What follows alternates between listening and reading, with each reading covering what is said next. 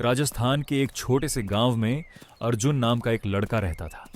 वह बहुत ही जिज्ञासु और बहादुर था। उसे नई नई जगहों पर घूमना और रहस्यों को जानना बहुत पर पसंद था। गांव के पास एक घना जंगल था जिसे लोग जादुई जंगल कहते थे। कहा जाता था कि वहां रात के समय अजीब रोशनी दिखाई देती है और पेड़ भी आपस में बातें करते हैं।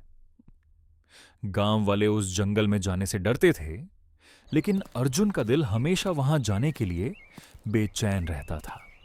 एक दिन अर्जुन ने हिम्मत जुटाई और अकेले ही जंगल की ओर निकल पड़ा। जैसे ही वह जंगल के अंदर गया, उसे चारों तरफ चमकते जुगनू दिखाई देने लगे। पेड़ों की पत्तियां हल्की हल्की नीली रोशनी दे रही थीं। अचानक उसकी नजर एक चमकते हुए नीले पत्थर पर पड़ी। अर्जुन ने जैसे ही उस पत्थर को उठाया, अचानक उसके सामने एक बूढ़ा जादूगर प्रकट हुआ। जादूगर मुस्कुराया और बोला, अर्जुन, यह पत्थर बहुत शक्तिशाली है। यह केवल उसी को मिलता है जो सच्चा और निडर होता है।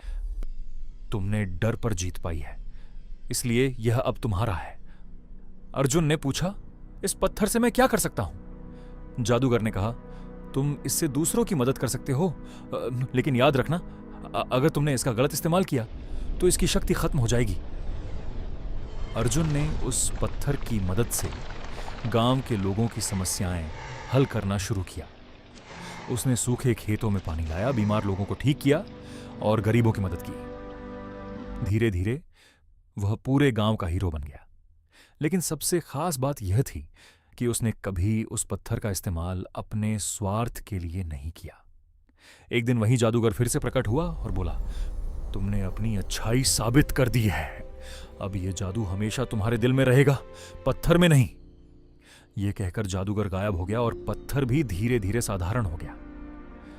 अर्जुन समझ गया कि असली जादू किसी चीज में नहीं, बल्कि इंसान के अच्छे दिल में